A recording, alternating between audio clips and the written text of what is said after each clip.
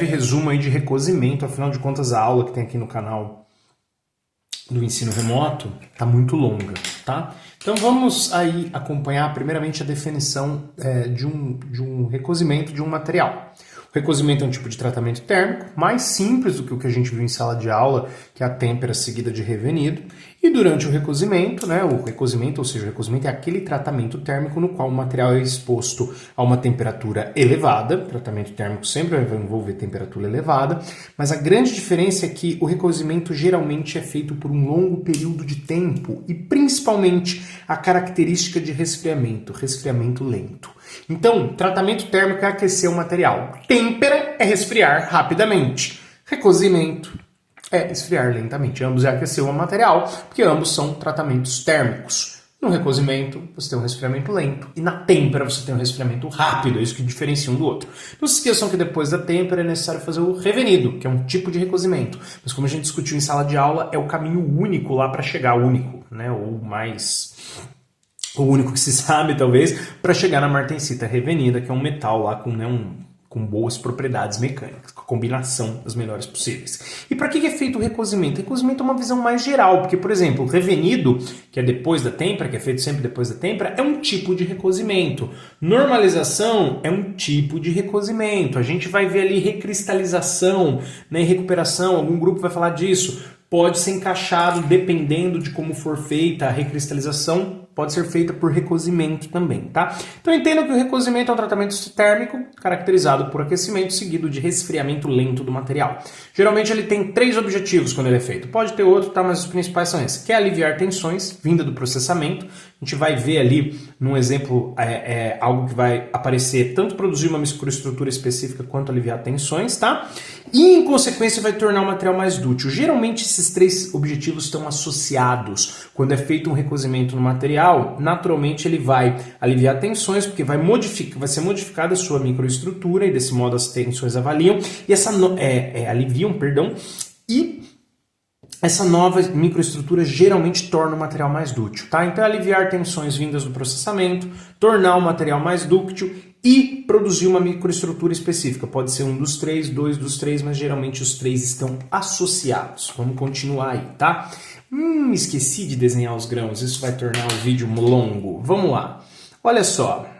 Desenhar, na verdade, os contornos de grão, né? Vou desenhar aqui os contornos em vermelho para chamar a atenção. Geralmente eu fazia essa figurinha com uma moldura redonda, eu fiz com uma moldura quadrada. Isso é uma região do metal, onde você vê os contornos de grão. Os grãos são os cristalitos, onde todos os átomos têm o mesmo alinhamento, a mesma orientação cristalográfica, a gente já viu isso, tá? Olha só, eu pus o título como produzir uma microestrutura específica, mas nesse exemplo a gente vai ver que o recozimento vai causar as 3 coisas que a gente discutiu. Quer ver? Olha só.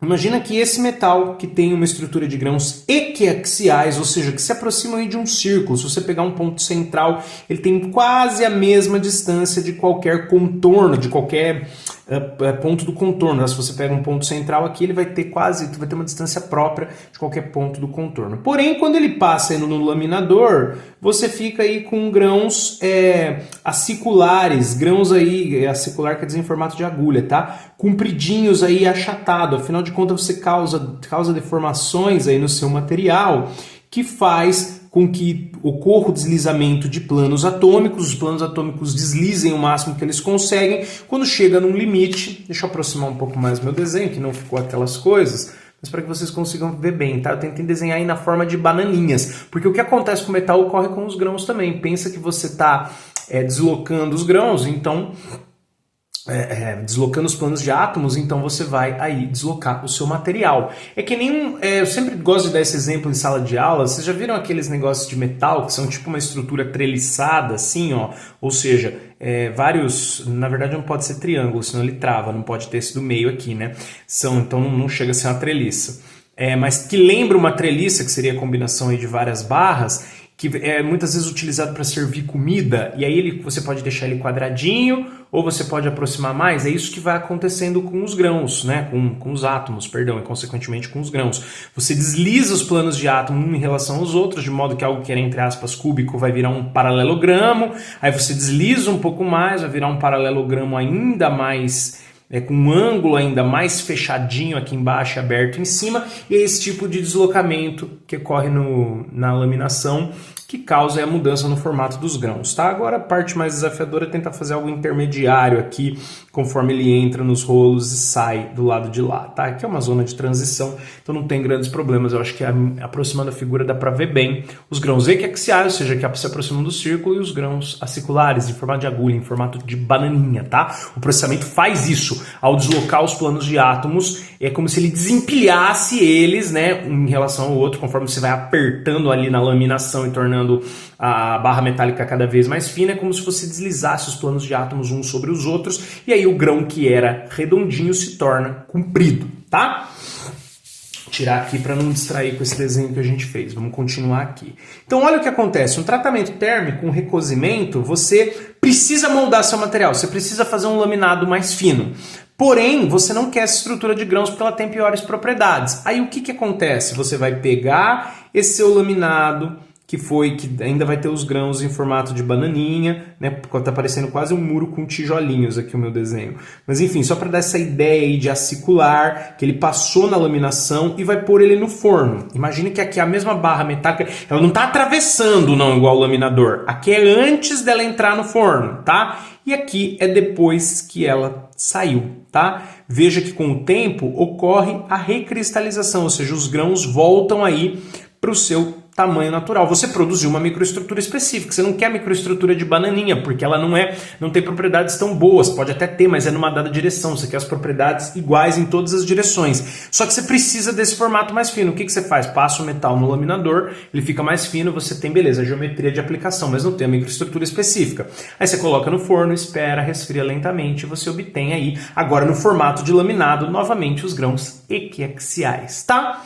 Então, aqui foi produzida uma microestrutura específica, mas geralmente grãos maiores tornam o material mais dútil. E o fato de você ter cancelado, entre aspas, vamos dizer assim, essa direção preferencial do comprimento dos grãos, também aliviou tensões. Então, ao fazer isso, você aliviou as tensões vindas da laminação, ou seja, os grãos perderam a forma, a tensão colocada foi aliviada conforme se aqueceu, os átomos se deslocaram e voltaram para um formato aí mais espontâneo deles ficarem, se você der tempo suficiente, né? Então você aliviou tensões. Esse material com os grãos grandes, não sei se vão ser maiores, mas pelo menos com os grãos mais puxados para equiaxiais, você tem aí um material mais dútil. E também você pode dizer que produziu uma microestrutura específica, tá? Essa figura, ela é clássica, mas desse jeito, nessa sequência, eu tirei de um site ainda na época das minhas aulas do remoto, como tá no outro vídeo mais comprido, tá? No vídeo mais comprido eu faço o cálculo disso aqui, é óbvio que nós estamos no final do ano, ninguém que vai apresentar isso vai fazer cálculo nenhum, pelo menos não esse ano, tá? Não nessa disciplina. E nem na próxima. A próxima é a resistência dos materiais, são outros cálculos que a gente vai fazer.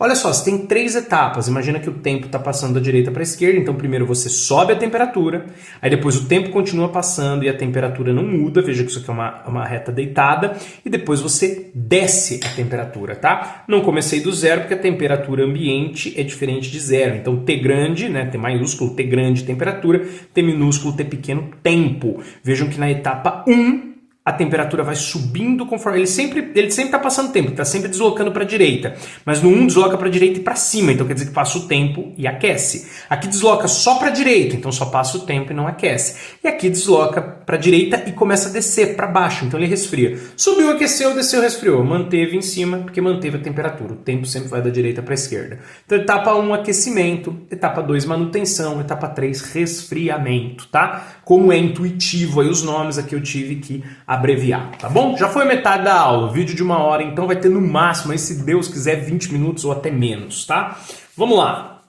Olha só, importante lembrar aí, aqui é uma coisa só, eu acho que a gente pode falar como uma única aula e uma única coisa.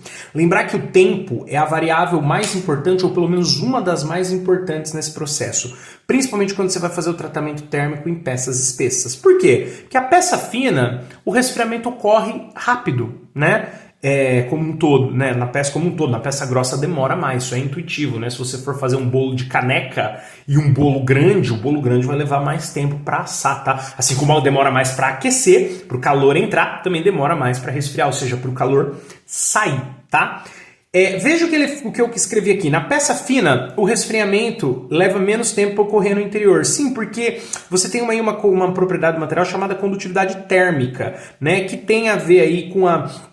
Não a condutividade térmica é a propriedade do material, mas o fluxo de calor que está saindo daqui tem que atravessar uma espessura pequena. Isso faz com que resfrie muito mais rápido. Então, basicamente, na peça fina, superfície e interior resfriam mais ou menos na mesma velocidade, o que não acontece na peça grossa. Na peça grossa, né, o resfriamento ocorre de dentro para fora, ou seja, o calor para sair daqui de dentro tem que percorrer uma distância muito grande dentro do material. E isso demora. Isso faz com que a superfície resfrie muito mais rápido que o interior. Isso pode gerar tensões ao invés de aliviá-la, tá? O vidro temperado, inclusive, um comentário, é feito assim. No vidro temperado é interessante você pressionar o interior, ou seja, resfriar e solidificar. Não solidificar, porque o vidro não é um sólido, né? Mas ficar rígido.